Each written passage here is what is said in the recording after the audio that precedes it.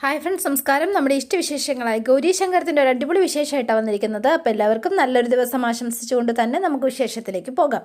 അപ്പോൾ ഇന്നത്തെ പ്രശ്നങ്ങളൊക്കെ കലങ്ങി തെളിയാണ്. ഇനിയുള്ളത് നല്ല അടിപൊളി വിശേഷങ്ങൾ തന്നെയാണ് കേട്ടോ. അപ്പോൾ നമുക്ക് നേരെ വിശേഷത്തിലേക്ക് തന്നെ പോകാം. അപ്പോൾ തുടങ്ങുമ്പോൾ തന്നെ കാണുന്നത് നമ്മുടെ ആദർശിനെയും ധ്രുവനെയും അതുപോലെ തന്നെ ശ്യാം സാറിനെയാണ്. അപ്പോൾ ഇവരിങ്ങനെ സംസാരിച്ചുകൊണ്ടിരിക്കുമ്പോഴാണ് ആദർശ് അങ്ങോട്ടേക്ക് ചെല്ലുന്നത്. ഇനിയിപ്പം ശ്യാം സാറിൻ്റെ കയ്യിൽ 10 ലക്ഷം രൂപ ഇല്ലെങ്കിലും എനിക്ക് ഒരു പ്രശ്നമില്ല കേട്ടോ ശ്യാം സാറേ. ശ്യാം സാറ് ഒറ്റ ഒരു കാര്യം ചെയ്താൽ മാത്രം മതി. ആ 10 ലക്ഷത്തിന് പകരം എന്താ ചെയ്യേണ്ടതെന്നറിയോ? പ്രൊഫസറുടെ മകൾ ആരതിയെ എനിക്ക് കെട്ടിച്ചു തരണം. എനിക്ക് പറ്റുമോ? എന്താ എന്ന് ചോദിച്ചു. ഒന്നും നോക്കിയില്ല. ഇത് കേട്ട് വന്ന ആദർശൻ്റെ സകല നിയന്ത്രണവും വിട്ടു. പിടിച്ച് വലിച്ച് അവൻ്റെ കാരണക്കുറ്റി നോക്കി ഒരെണ്ണം അങ്ങ് പുകച്ചു കേട്ടോ. അപ്പം പൊന്നിച്ച പറഞ്ഞു എന്നുള്ളത് സത്യമാണ്. നീ എന്താടാ പറഞ്ഞത്? നിന്നെപ്പോലെ ഒരുത്തനെ എൻ്റെ പെങ്ങളെ കെട്ടിച്ചു തരണമെന്നോ? നടന്നത് തന്നെ. ആദർശേ മാറി നിൽക്കുക എന്ന് പറഞ്ഞ് അച്ഛൻ കയറി പിടിച്ചു കേട്ടോ. മാറി നിൽക്കാൻ ആദർശനോട് പറഞ്ഞത്. അപ്പോൾ ആദർശന് കലി അങ്ങ് തീരുന്നില്ല. അപ്പോൾ കട്ട കലിപ്പിലിങ്ങനെ നിൽക്കുകയാണ്. നല്ല സൂപ്പർ അടിയായിരുന്നു കേട്ടോ എന്ന് പറഞ്ഞു ധ്രുവൻ. ആദർശേ, നീ എന്താ ഈ ചെയ്യണത്? പ്രശ്നങ്ങൾ വഷളാക്കാനാണോ നീ നോക്കുന്നത്? നീ ഒരു കാര്യം ചെയ്യുക, നീ പോയി ആ വണ്ടിയിൽ കയറിയിരുന്നേ. പോകാനല്ലേ പറഞ്ഞത്? പോയി കാറിൽ കയറിയിടാ എന്ന് പറഞ്ഞ് നിർബന്ധിച്ചു. എടാ പോവാൻ. അപ്പോൾ ആദർശ് ഇങ്ങനെ ചീറി നിൽക്കണം. ആദർശ് ബ്രോ വിട്ടോ എന്ന് ധ്രുവനും പറഞ്ഞു. അപ്പോൾ ഒന്നും മിണ്ടിയില്ല. മിണ്ടാതെ ആദർശ് അകത്തേക്ക് കയറിപ്പോയി കേട്ടോ, അച്ഛൻ പറഞ്ഞത് കേട്ടിട്ട്. എന്നിട്ട് അവനൊരു തിരിഞ്ഞു നോട്ടം കൂടെ നോക്കി. അപ്പോൾ ധ്രുവൻ ഇച്ചിരിയൊക്കെ പേടി വന്നു. കാരണം ആദർശിൻ്റെ കയ്യിൽ നിന്ന് കിട്ടിയാലും കിട്ടിയത് തന്നെയാണ് എന്ന് മനസ്സിലായി. അപ്പോൾ പ്രൊഫസർ സാറേ, പറഞ്ഞ കാര്യങ്ങൾ മറക്കണ്ട കേട്ടോ. മാക്സിമം 4 ദിവസം, അതിൽ കൂടുതൽ തരില്ല കേട്ടോ. 4 ദിവസത്തിനുള്ളിൽ അതിനുള്ളിൽ എൻ്റെ പണം എൻ്റെ കയ്യിൽ കിട്ടിയിരിക്കണം. ഇല്ലാത്ത പക്ഷം ഇല്ലെങ്കിൽ എനിക്ക് ആരതിയെ കല്യാണം കഴിച്ച് തരണം എന്ന് നിർബന്ധിച്ച് പറഞ്ഞു കേട്ടോ. അപ്പം ഒന്നും മിണ്ടിയില്ല. ശ്യാം സാർ ഇങ്ങനെ നിൽക്കുക. രണ്ടിലേത് വേണമെന്ന് പ്രൊഫസർ സാർ തന്നെ അങ്ങ് തീരുമാനിച്ചോ എന്ന് പറഞ്ഞ് ധ്രുവൻ ഒരു ചിരിയൊക്കെ ചിരിച്ച് അവൻ അങ്ങ് പോയി. പാവം ശ്യാം സാർ ആകെ പെട്ടിരിക്കുകയാണ് കേട്ടോ. വല്ലാത്ത അവസ്ഥയിലാണ്. പിന്നെ കാണുന്നത് ഹോസ്പിറ്റലിലാണ്. അപ്പോൾ നമ്മുടെ ആരതിയെ കാണുന്നത്. അപ്പോൾ ആരതി മുറിവ് ഡ്രസ്സ് ചെയ്യാനും സ്റ്റിച്ച് എടുക്കാനും ഒക്കെ ആയിട്ട് ഹോസ്പിറ്റലിൽ എത്തിയിരിക്കുകയാണ്. അപ്പം അവിടെ ചെന്നു. ഡോക്ടറെ അടുത്ത് തന്നെ ഇരിക്കുകയാണ്. മുറിവുണങ്ങിയാൽ തന്നെ നമുക്കിന്ന് സ്റ്റിച്ച് എടുക്കാം എന്ന് പറഞ്ഞു. എന്നാലും 2 ദിവസം കൂടി ഡ്രസ്സ് ചെയ്യണം എന്ന് പറഞ്ഞു. എന്താ ഇന്ന് തനിക്ക് കരച്ചിലും ബഹളമൊന്നും ഇല്ലേ? അപ്പോൾ ആരതിയുടെ മുഖം വല്ലാണ്ടിരിക്കുക കേട്ടോ. എന്തു പറ്റി? ഫുൾ മൂഡ് ഓഫ് ആണല്ലോ. അതെ, തനിക്ക് എന്താ പറ്റി? അതെ, ആരെങ്കിലും പ്രേമനിരാശയാണോ എന്ന് ചോദിച്ചോ. എനിക്കാരോടും പ്രേമമൊന്നുമില്ല എന്ന് പറഞ്ഞു. ഓ അത് ശരി, അപ്പം കമ്മിറ്റഡ് അല്ലേ എന്ന് ചോദിച്ചു. അപ്പോൾ നോക്കി സ്റ്റിച്ച് എടുക്കുകയാണ് പതുക്കെ അവിടെ നിന്ന് കേട്ടോ. വേദനയൊന്നും എടുക്കില്ല, പേടിക്കൊന്നും വേണ്ട കേട്ടോ. ഡോക്ടർ ഇത് എടുത്തു കഴിഞ്ഞപ്പോഴത്തേനും, അല്ല താൻ കാണാൻ വല്ല കുഴപ്പമില്ലല്ലോ, പിന്നെ എന്ത് പറ്റി? എന്താ ചോദിച്ചത്? അല്ല, താന് കാണാൻ വലിയ കുഴപ്പമൊന്നുമില്ലല്ലോ, അതാ ഞാൻ ചോദിച്ചത്. കമ്മിറ്റഡ് അല്ല എന്ന് പറഞ്ഞുകൊണ്ട് ചോദിച്ചതാ. അല്ല, എനിക്കിതുവരെ അങ്ങനെ ആരോടും തോന്നിയിട്ടില്ല എന്ന് പറഞ്ഞു ആരതി. അപ്പം ഇനി തോന്നാല്ലേ? തോന്നുന്നതിൽ തെറ്റില്ല അല്ലേ എന്ന് ഡോക്ടർ ചോദിച്ചു. എന്നിട്ട് ഈ കയ്യിൽ ഇതെല്ലാം അയച്ചു. സ്റ്റിച്ചൊക്കെ വെട്ടി കഴിഞ്ഞിട്ട്, ഒരു കാര്യം ചെയ്യാം, വേദനയൊന്നും ഇല്ലല്ലോ? ഇല്ല എന്ന് പറഞ്ഞു. ശരി, എന്നാൽ ഡ്രസ്സ് ചെയ്തോട്ടെ സിസ്റ്ററെ എന്ന് പറഞ്ഞു. അപ്പോൾ സിസ്റ്റർ അവിടെ നിന്ന് ഇതൊക്കെ ഡ്രസ്സ് ചെയ്ത് കൊടുക്കുകയാണ്. അതെ എടോ, ഈ ചിരിക്കുക എന്ന് പറയുന്നതുണ്ടല്ലോ, നമ്മുടെ മുഖത്തിലെ മാംസപേശികൾക്ക് നല്ലൊരു എക്സസൈസ് തന്നെയാട്ടോ. പിന്നെ അത് മാത്രമല്ല, നമ്മൾ ചിരിക്കുന്നത് കാണുമ്പം മറ്റുള്ളവർക്ക് അതൊരാശ്വാസം കൂടിയാ. എന്ത് പ്രശ്നമുണ്ടെങ്കിലും നെവർ മൈൻഡ് ആറ്റിറ്റ്യൂഡായിരിക്കണം, മനസ്സിലായോ എന്ന് പറഞ്ഞ സിസ്റ്റർ അങ്ങ് പോയി. അല്ല, കഴിഞ്ഞ തവണ തൻ്റെ കൂടെ ചേച്ചി ഉണ്ടായിരുന്നല്ലോ, എവിടെയാടോ ആള് എന്ന് ചോദിച്ചു. ഇത് ചോദിക്കല്ലാതേണ്ട ആരതി കരയാൻ തുടങ്ങി. എടോ എന്തു പറ്റി? തൻ്റെ കണ്ണൊക്കെ നിറഞ്ഞല്ലോ. അപ്പോൾ ആരതി ഇരുന്ന് കരയാ. അപ്പം താൻ ചേച്ചിയായിട്ട് പിണങ്ങിയോ എന്ന് ചോദിച്ചു. അപ്പോൾ ഇത് കരയുന്ന കണ്ടപ്പോഴത്തേനും ഡോക്ടർ ആകെ ധർമ്മസങ്കടത്തിലായി. ആരതി, എടോ എന്താടോ ഇത്? എടോ താനിങ്ങനെ കരയുന്ന കണ്ടാൽ ആൾക്കാർ തെറ്റിദ്ധരിക്കും. എൻ്റെ പൊന്നു മോളെ, എന്നെ അടി വാങ്ങിച്ച് തരല്ലേ എന്ന് പറഞ്ഞു. അപ്പോൾ ഡോക്ടർ ചിരിക്കാണ്. താൻ ഭയങ്കര ഇമോഷണലാട്ടോ. എൻ്റെ പൊന്നോ, ഇത്രയ്ക്ക് ഇമോഷനൊന്നും വേണ്ട കേട്ടോ. നമ്മൾ ജീവിച്ചു പോകാൻ പാടായിരിക്കും. ഞാനൊരു കാര്യം ചോദിച്ചോട്ടെ എന്ന് ചോദിച്ചു. താൻ ചോദിക്ക്, അതിനിപ്പോൾ എന്താ എന്ന് ചോദിച്ചു ഡോക്ടർ. എന്താ? അപ്പോൾ കുറച്ച് നേരം ആരതി ഇങ്ങനെ ആലോചിച്ചിരുന്നിട്ട് ഇങ്ങനെ മിണ്ടാതിരിക്കുക. താൻ എന്താ ചോദിക്കാനുണ്ടെന്ന് പറഞ്ഞിട്ട് താൻ എന്താ ചോദിക്കാത്തത്? ഒന്നുമില്ല എന്ന് പറഞ്ഞു. ഉറപ്പാണോ? ഒന്നുമില്ല എന്ന് പറഞ്ഞ് ആരതി മിണ്ടാതിരിക്കുകയാണ്. എന്നാൽ ശരി, പോകാൻ വേണ്ടി എഴുന്നേറ്റു. ആരതി എന്ന് വിളിച്ചു ഡോക്ടർ. എന്താ ഡോക്ടർ എന്ന് ചോദിച്ചു. ഞാൻ ഈ പറയാൻ പോകുന്ന കാര്യങ്ങൾ വേണമെങ്കിൽ തനിക്കൊരു ഉപദേശം പോലെ എടുക്കാം കേട്ടോ. സംഭവം ഒരു ചെറിയ സിമ്പിൾ കാര്യമുള്ളൂ. നമ്മളുണ്ടല്ലോ ഒരു കാര്യങ്ങളും അനാവശ്യമായിട്ട് മനസ്സിൽ കൊണ്ട് നടക്കരുത് കേട്ടോ. ഇനിയിപ്പം നമ്മളെന്തിനാ വെറുതെ അത്ര സ്ട്രെസ് എടുക്കുന്നത്? നമ്മുടെ ആരോഗ്യത്തിന് തന്നെ ഹാനികരമാണ്. നമുക്കൊരാളോട് ഒരു കാര്യം ചോദിക്കാനുണ്ടെങ്കിൽ നമ്മളതങ്ങ് വെട്ടി തുറന്നങ്ങ് ചോദിച്ചേക്കണം. ഇപ്പോൾ ഉദാഹരണത്തിന് തനിക്ക് തന്നെ ചേച്ചിയോട് എന്തെങ്കിലും പറയാനുണ്ടെങ്കിൽ താൻ ധൈര്യമായിട്ടത് പറയടോ. ചേച്ചിക്ക് ഫീൽ ചെയ്യുമോ, ചേച്ചി എന്നോട് പിണങ്ങുമോ, അങ്ങനെയൊന്നും നമ്മൾ ചിന്തിക്കേണ്ട കാര്യമില്ലടോ. നമുക്ക് പറയാനുള്ളതും ചോദിക്കാനുള്ളതും ആരോടാണെങ്കിലും നമ്മളതങ്ങ് ചോദിച്ചേക്കണം. അല്ലാണ്ടെന്നാ, മനസ്സിലായോ തനിക്ക് എന്ന് ചോദിച്ചു. ഇനി താൻ പോയിക്കോ എന്ന് പറഞ്ഞു. അപ്പോൾ ആരതി ഇത് കേട്ടിട്ട് ശേഷം ആരതി ഒന്നും മിണ്ടിയില്ല. അപ്പോൾ ഹോസ്പിറ്റലിൽ നിന്ന് നേരെ വീട്ടിലേക്ക് എത്തി. അപ്പോൾ ചോദിക്കുകയാണ് നമ്മുടെ നന്ദിനി അവിടെ നിൽപ്പുണ്ട്. മുറി ഉണങ്ങിയോ മോളെ എന്ന് ചോദിച്ചു. അഴിച്ചു നോക്കിയപ്പോൾ എന്താ പറഞ്ഞത്? സ്റ്റിച്ച് വെട്ടിയമ്മേ, പക്ഷേ 2 ദിവസം കൂടി വലിയ ശ്രദ്ധ കൊടുക്കണം, 2 ദിവസം കൂടി ഡ്രസ്സ് ചെയ്യണം എന്നാണ് ഡോക്ടർ പറഞ്ഞത്. മോക്ക് കുടിക്കാൻ വല്ലതും വേണോ എന്ന് ചോദിച്ചപ്പോൾ വേണ്ട എന്ന് പറഞ്ഞു. എന്നാൽ നീ പോയിരുന്ന് പഠിക്കാൻ നോക്ക് എന്ന് പറഞ്ഞ് നന്ദിനി അമ്മ നേരെ അകത്തേക്ക് കയറിപ്പോയി. അപ്പോൾ ഈ സമയത്ത് ആദ്യം എന്ത് ചെയ്തെന്ന് ചോദിച്ചാൽ നേരെ ഫോണിലേക്ക്, ശങ്കറിൻ്റെ ഫോണിലേക്ക് വിളിക്കുകയാണ്. അപ്പോൾ ശങ്കർ അവിടെ നിന്ന് ഫോണിന് റേഞ്ചൊക്കെ പിടിച്ച് ഇങ്ങനെ നിൽക്കുകയാണ്. അപ്പോൾ ആഹാ, ഇതാരാണാവോ? വീട്ടിൽ നല്ലല്ലോ വിളിക്കണത്, പിന്നെ ആരായിരിക്കും വിളിക്കുക? അപ്പോൾ വേഗം തന്നെ ഫോൺ എടുത്തു. ഹലോ എന്ന് വിളിച്ചു. ഞാൻ ആരതിയാ എന്ന് പറഞ്ഞു. ആഹാ, പെങ്ങളുട്ടിയായിരുന്നോ? അവൾ എന്തുട്ടാ മോളെ വിശേഷം? എല്ലാവർക്കും സുഖമല്ലേ? സുഖമായിട്ടിരിക്കണം. ഗൗരി ചേച്ചിക്കൊന്ന് ഫോൺ കൊടുക്കാവോ? പിന്നെന്തുട്ടാ, ഗൗരി ഇതേ ഇപ്പോൾ ഇവിടെ ഹാപ്പി ആയിട്ട് ഇരിപ്പുണ്ട്.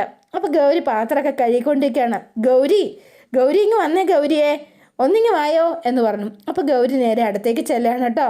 ദേ, നിൻ്റെ വീട്ടിൽ നിന്നാണ് വിളിക്കണത്, നമ്മുടെ പെങ്ങളൂട്ടിയാ എന്ന് പറഞ്ഞു.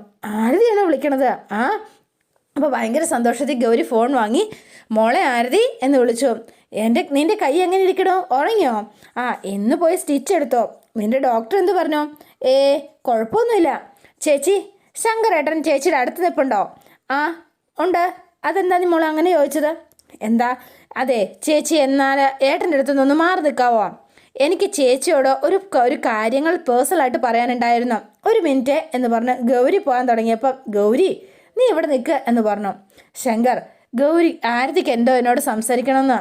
അതിനെന്താ, നീ ഇവിടെ നിന്ന് സംസാരിച്ചൂടെ? ഞാനിപ്പോൾ കേട്ടാൽ എന്തിട്ടാ കുഴപ്പം? എനിക്ക് സഹായിക്കാൻ പറ്റണമെങ്കിൽ എനിക്ക് സഹായിച്ചൂടെ? പിന്നെ എന്താ ഗൗരി എന്ന് ചോദിച്ചു. ശങ്കർ, പറയുന്നൊന്ന് മനസ്സിലാക്കുക. അവൾക്ക് എന്തോട് പേഴ്സണലായിട്ട് എന്തോ പറയാനുണ്ട്. അതല്ലേ ഗൗരി ഞാനും പറയണത്. അങ്ങനെ എന്തൊട്ട് കാര്യമുള്ളത്, ഞാൻ അറിയാൻ പാടില്ലാത്തതായിട്ടുള്ളത് എന്ന് ചോദിച്ചു. ശങ്കർ, എന്തായി പറയണത്? ആരതി ഒരു പെൺകുട്ടിയാണ്. ആൾക്ക് ആണുങ്ങളോട് പറയാൻ പറ്റാത്ത ഒരുപാട് കാര്യങ്ങൾ പെൺകുട്ടികൾക്കുണ്ടാവും.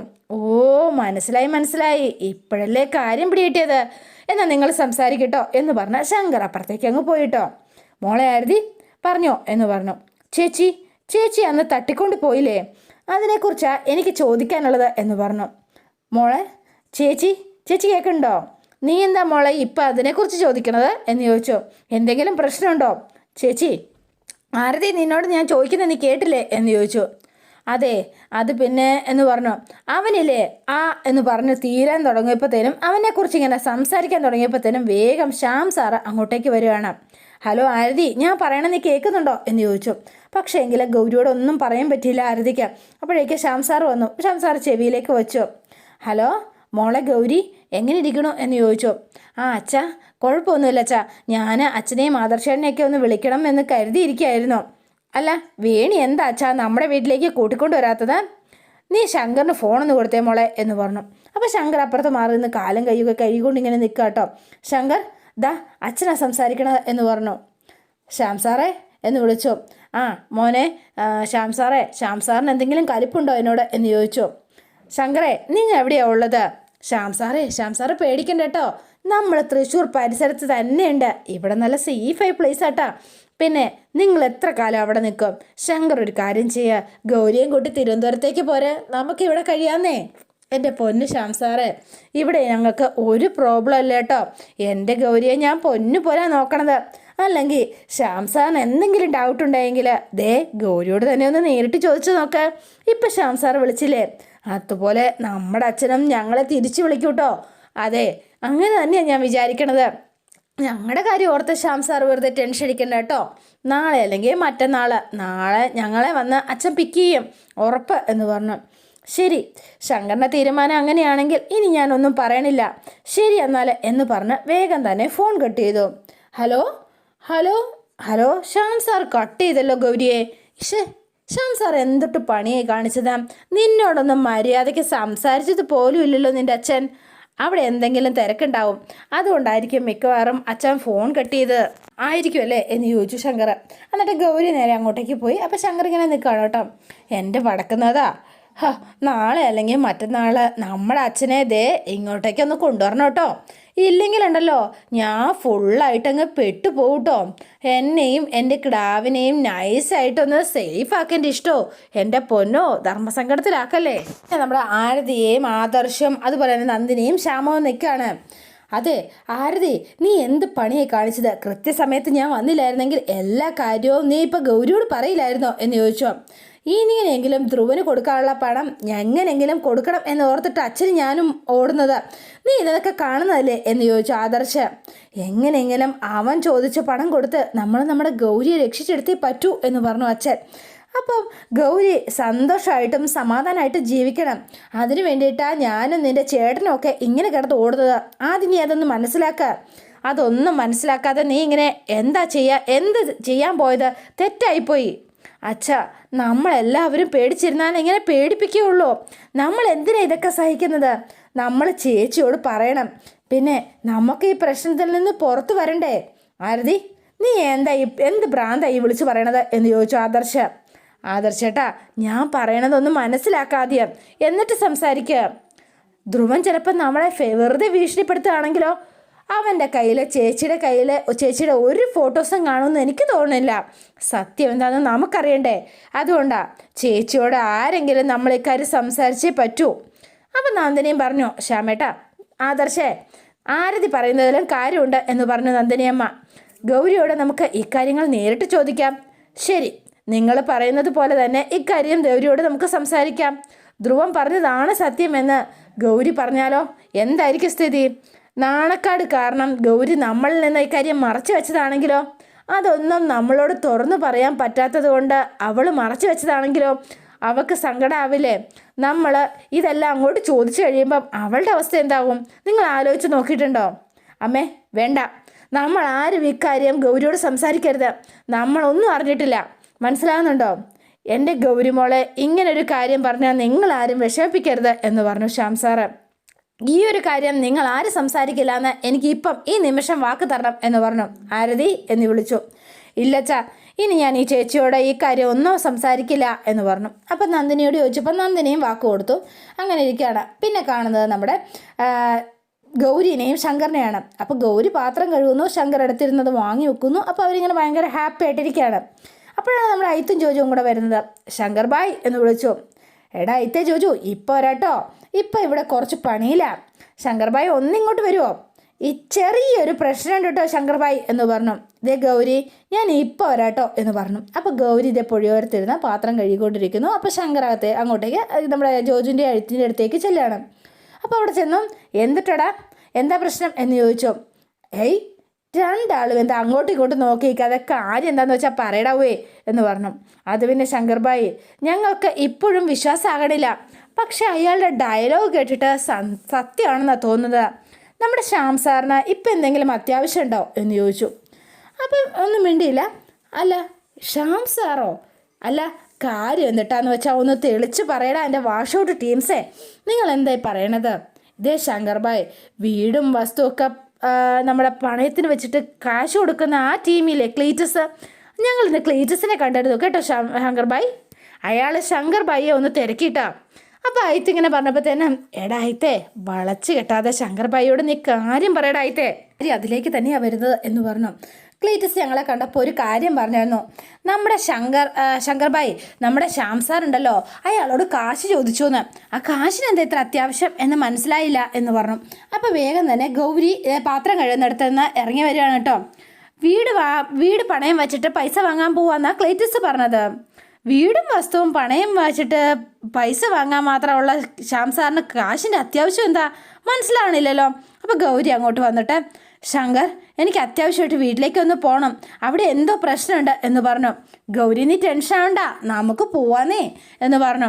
വേണ്ട ശങ്കർ എൻ്റെ ഒപ്പം വരണ്ട, ഞാൻ തനിച്ച് പോയിക്കോളാം. എന്തിനാ തനിച്ച് പോണത്? നമുക്ക് ഒരുമിച്ച് പോകാം എന്ന് പറഞ്ഞു ശങ്കർ. അപ്പോൾ ഗൗരി വാശി പിടിക്കുക. ശ്യാം സാറിന് എന്തെങ്കിലും സഹായം വേണമെങ്കിൽ നമുക്ക് സെറ്റ് ചെയ്യാം. വേണ്ട, ശങ്കർ ഒപ്പം വരണ്ട, അതാ നല്ലത്. ശങ്കർ കൂടെ ഉണ്ടെങ്കിൽ ചിലപ്പോൾ പ്രശ്നം എന്താണെന്ന് തുറന്നു പറയാനായിട്ട് അച്ഛൻ മടിച്ചാലോ? എന്തിനു മടിക്കണം? എൻ്റെ മുന്നിൽ പറയാൻ പറ്റാത്ത ഇത്രയും വലിയ പ്രശ്നം എന്താ എന്ന് ചോദിച്ചു. അതെ ശങ്കർ, ഞാൻ പറഞ്ഞല്ലോ, ഞാൻ ഒറ്റയ്ക്ക് പോയിക്കോളാം, ശങ്കർ വരേണ്ട കാര്യമില്ല എന്ന് പറഞ്ഞു. അപ്പോൾ ഗൗരി ഇങ്ങനെ വാശി പിടിക്കുകയാണ് കേട്ടോ. അതെ, പിന്നെ എന്ത് പ്രശ്നമാണെങ്കിലും തിരിച്ചു വന്നിട്ട് ഞാൻ ശങ്കറിനോട് പറയല്ലോ. എൻ്റെ പൊന്നു ഗൗരി, ഞാൻ നിൻ്റെ കെട്ടിയോനാ, ഹസ്ബൻഡ്. അത് നീ ആദ്യം ഒന്ന് മനസ്സിലാക്ക. നിൻ്റെ വീട്ടിൽ എന്ത് ഇഷ്ടമുണ്ടെങ്കിലും നീ അതൊന്നും ഓർത്ത് വെറുതെ ടെൻഷൻ അടിക്കണ്ട, ഞാനതൊക്കെ ഡീൽ ചെയ്യും. ശങ്കർ എങ്ങനെയാ എപ്പോഴും ഭർത്താവാണെന്ന് വിളിച്ചു പറഞ്ഞുകൊണ്ടിരിക്കണത്? വേറെ ഒരു പണിയില്ലേ ശങ്കറിന് എന്ന് ചോദിച്ചു. അതെ, അതങ്ങനെ ആയതുകൊണ്ട്, കെട്ടിയോനായതുകൊണ്ടാണ് ഞാൻ അങ്ങനെ പറയണത്. അതിനിപ്പോൾ എന്തിട്ടാ പ്രശ്നം എന്ന് ചോദിച്ചു. അപ്പോൾ ഗൗരിക്ക് ദേഷ്യം വന്നു കേട്ടോ. നീ ഞാൻ പറയണ പോലെ അങ്ങ് കേട്ടാൽ മതി, നമ്മൾ ഒരുമിച്ച് പോകണോ? വേണ്ട, ഞാൻ തനിച്ച് പോന്നു എന്ന് പറഞ്ഞു. നിനക്ക് ഒറ്റയ്ക്ക് പോകണം, അത്രയല്ലേ ഉള്ളൂ, നീ വെക്കോ എന്ന് പറഞ്ഞു. അപ്പം ഗൗരി വേഗം തന്നെ അവിടുന്ന് പറയാണ്, എന്താ പറഞ്ഞത് മനസ്സിലായില്ലേ നിനക്ക്, നീ പോയിക്കോ എന്ന് പറഞ്ഞ്. അപ്പം ഗൗരി അങ്ങ് നടന്നു പോയപ്പോഴത്തേനും അയിത്തും ജോജും പറയാണ്, ഏട്ടത്തി എന്ന് പറഞ്ഞു. അപ്പം ഗൗരി എന്ന് വിളിച്ചു കേട്ടോ ശങ്കര. അപ്പോൾ ശങ്കര നേരെ ഗൗരിയുടെ അടുത്തേക്ക് ചെല്ലുകയാണ്. ഗൗരി, ഞാൻ പറയട്ടെ ഒരു കാര്യം എന്ന് ചോദിച്ചു. നമുക്ക് കാറിൽ പോകാം. അത് ശങ്കർ, ഞാൻ നിൻ്റെ ഒപ്പം വരുന്നേ ഉള്ളൂ, ശ്യാം സാറിൻ്റെ വീട്ടിലേക്ക് ഞാൻ വരില്ല. എന്താ, അത് നിനക്ക് ഓക്കെ അല്ലേ എന്ന് ചോദിച്ചു. ആ എന്ന് പറഞ്ഞ് തലയാട്ടി കേട്ടോ. അപ്പോൾ അവർ രണ്ടുപേരുടെ പോവാണ്. പിന്നെ കാണുന്നത് നമ്മുടെ മഹാദേവനെയാണ്. അപ്പം മഹാദേവനെ കാണാനായിട്ട് നമ്മുടെ സ്ഥാനാർത്ഥികളും അതുപോലെ തന്നെ സഖാക്കളും ഒക്കെ വന്നിരിക്കുകയാണ്. അപ്പോൾ പിള്ളച്ചേട്ടൻ അവിടെ നിൽപ്പുണ്ട് കേട്ടോ. അപ്പോൾ പിള്ളച്ചേട്ടൻ ഇങ്ങനെ പറയുകയാണ്, അതെ ഇനി ഇലക്ഷനൊക്കെ വരാൻ പോവല്ലേ, അപ്പോൾ നമ്മുടെ മഹാദേവൻ സാറിൻ്റെ സീറ്റ് ഉറപ്പല്ലേ? അതിപ്പോൾ നമ്മൾ പ്രത്യേകിച്ച് ചോദിക്കേണ്ട കാര്യമുണ്ടോ അല്ലേ നേതാവേ? മഹാദേവ, ചെറിയൊരു പ്രശ്നമുണ്ട് എന്ന് പറഞ്ഞു. എന്തൊട്ട് പ്രശ്നം എന്ന് ചോദിച്ചു. ലിസ്റ്റിൽ മഹാദേവൻ്റെ പേരുണ്ടായിരുന്നു എന്നുള്ളത് സത്യമാണ്, പക്ഷേ അവസാന നിമിഷം ആ പേരങ്ങ് വെട്ടി എന്ന് പറഞ്ഞു. എൻ്റെ ഹരിപ്പാട് സുബ്രഹ്മണ്യ സ്വാമിയെ എന്ന് പറഞ്ഞ പിള്ള, എൻ്റെ പൊന്നു, ഇദ്ദേഹത്തിൻ്റെ പേര് വെട്ടിയെന്നോ? അത് വലിയ ചതിയായിപ്പോയി നേതാവേ. വേണ്ടടോ പിള്ളേ. നേതാവേ, ദേ തൃശ്ശൂര് ഞാൻ നിന്നാൽ ഞാൻ ജയിക്കുമെന്ന 100% ഉറപ്പാ. എന്താ അറിയില്ലേ തനിക്ക്? പിന്നെ ഇപ്പം നേതാവ് പറഞ്ഞില്ലേ എൻ്റെ പേര് ലിസ്റ്റിലുണ്ടായിരുന്നു, ഇപ്പം അത് അവസാന നിമിഷം അത് വെട്ടിക്കളഞ്ഞു എന്നൊക്കെ. എനിക്കിഷ്ടപ്പെട്ടു കേട്ടോ. ഒരു കാര്യം മുകളിലോട്ട് അറിയിച്ചോ, ഇനി എൻ്റെ സമുദായത്തിൻ്റെ ഒരു സപ്പോർട്ടും നമ്മുടെ പാർട്ടിക്ക് ഉണ്ടാവില്ല കേട്ടോ. ഈ ചാരങ്ങാട്ട് മഹാദേവൻ്റെ സപ്പോർട്ടില്ലാതെ നമ്മുടെ പാർട്ടിയെ തൃശ്ശൂർ ജയിക്കണത് എനിക്കൊന്ന് കാണണം എന്ന് പറഞ്ഞു. മഹാദേവ, ഞാൻ പറയണത് മഹാദേവനൊന്ന് ക്ഷമയോടൊന്ന് കേൾക്കണം. വേണ്ട നേതാവേ ഇനി ഒന്നും പറയണ്ട എന്ന് പറഞ്ഞു മഹാദേവൻ. തൃശ്ശൂരിലെ എനിക്ക് സീറ്റ് ഉറപ്പാണെന്ന് നേതാവ് തന്നെയല്ലേ എന്നോട് പറഞ്ഞത്, എന്നിട്ട് ഇപ്പോൾ ഇല്ല എന്നും ലാസ്റ്റ് മിനിറ്റിൽ എല്ലാം തകിടം മറിഞ്ഞു. അല്ല നേതാവേ, ഞാനൊരു കാര്യം ചോദിക്കട്ടെ, ഇദ്ദേഹത്തിന് എന്താ ഒരു കുറവ്? ഇദ്ദേഹം എന്നൊക്കെ പറഞ്ഞാൽ തൃശ്ശൂരുകാരുടെ പൊന്നോമനയല്ലേ? അങ്ങനെ ഒരു മനുഷ്യൻ നിൽക്കുന്നത് അല്ലെങ്കിൽ ഒഴിവാക്കുന്നത് ശരിയാണോ നേതാവേ എന്ന് ചോദിച്ചു പിള്ളച്ചേട്ടൻ. അപ്പം പിള്ള ഇങ്ങനെ ചോദിച്ചപ്പോഴത്തേനും മഹാദേവൻ്റെ പ്രവർത്തികൾ തന്നെയാണ് പാർട്ടിയെ കൊണ്ട് ഇങ്ങനൊരു തീരുമാനം എടുപ്പിച്ചത് എന്നുള്ളതാണ് സത്യം. മഹാദേവന് സീറ്റ് വേണം എന്നുണ്ടെങ്കിൽ മഹാദേവൻ സ്വയം തിരുത്താൻ തയ്യാറാവണം. അതെന്താണെന്ന് മനസ്സിലായല്ലോ. ഒരു നേതാവിന് ഇമേജാണ് ഏറ്റവും വലുതായിട്ടുള്ളത്. അതാദ്യം മനസ്സിലാക്കുക, അത് മനസ്സിലാക്കി പ്രവർത്തിക്കുക. വാ എന്ന് പറഞ്ഞുകൊണ്ട് നേതാക്കൾ ഇറങ്ങി പോവാണ് കേട്ടോ. അപ്പം മഹാദേവനും പിള്ളയും ആകെ ധർമ്മസങ്കടത്തിലായി. തനിക്ക് കിട്ടിയ ആ അവസരം കൂടി ഇല്ലാതായി. പിന്നെ കാണുന്നത് നമ്മുടെ ശ്യാം സാറിൻ്റെ വീട്ടിലാണ്. അല്ല, നന്ദിനി അമ്മ ഇങ്ങനെ ചോദിക്കുകയാണ്, അല്ല ആ പലിശക്കാരൻ നമുക്ക് 10 ലക്ഷം രൂപ തരുമെന്ന് ഉറപ്പല്ലേ? നമ്മുടെ വീട് ചിലപ്പം അയാളുടെ പേരിൽ രജിസ്റ്റർ ചെയ്ത് കൊടുക്കേണ്ടി വരും. സാരമില്ല, എന്നാലും നമുക്ക് ആ പൈസ കിട്ടുമല്ലോ, ആ തുക കൊടുത്താൽ ശല്യം ഒഴിഞ്ഞു കിട്ടുമല്ലോ. ഒരു കണക്കിന് നമ്മൾ ഈ വാടക വീട്ടിലേക്ക് നേരത്തെ മാറിയത് നന്നായി, അല്ലെങ്കിൽ ഇപ്പോൾ അമ്മയോട് നമ്മൾ എന്ത് പറയുമായിരുന്നു എന്ന് ചോദിച്ചു. അപ്പോൾ ആരതി ഇതേണ്ട അങ്ങോട്ടേക്ക് എത്തുകയാണ്. അപ്പോൾ ആരതി വന്നപ്പോഴത്തേനും, മുത്തശ്ശി കിടന്നോ മോളെ? മുത്തശ്ശി കിടന്നു എന്ന് പറഞ്ഞു. എന്നാൽ മോളും പോയി കിടന്നോ? അപ്പോൾ ഇങ്ങനെ കിടക്കാൻ തുടങ്ങുമ്പോഴത്തേനുമാണ് നമ്മുടെ ഗൗരി അങ്ങോട്ടേക്ക് വരുന്നത്. അപ്പോൾ ഒന്ന് ഞെട്ടിപ്പോയി കേട്ടോ എല്ലാവരും. അച്ഛാ, ദേ ചേച്ചി എന്ന് പറഞ്ഞു. അപ്പോൾ നമ്മുടെ ഗൗരി ഇങ്ങനെ വന്ന് നിൽക്കുകയാണ്. അപ്പോൾ അതോടെയാണ് ഇന്നത്തെ വിശേഷം അവസാനിക്കുന്നത്. ഇനി നാളത്തെ വിശേഷം ഇതിലും ഗംഭീരമാണ്. അപ്പോൾ എല്ലാവരും വെയിറ്റ് ചെയ്യുക. നിങ്ങൾക്ക് ഇഷ്ടപ്പെട്ടുവെങ്കിൽ ലൈക്ക് ചെയ്യുക, ഷെയർ ചെയ്യുക, തൊട്ടടുത്ത് ആ ബെൽ ബട്ടൺ കൂടെ ഒന്ന് ഞെക്കുകയാണെങ്കിൽ ഞാൻ ഇടുമ്പോൾ തന്നെ നോട്ടിഫിക്കേഷൻ ലഭിക്കുന്നതായിരിക്കും. പുതുപുത്തൻ വിശേഷമായിട്ടെത്താം. Bye and see you again.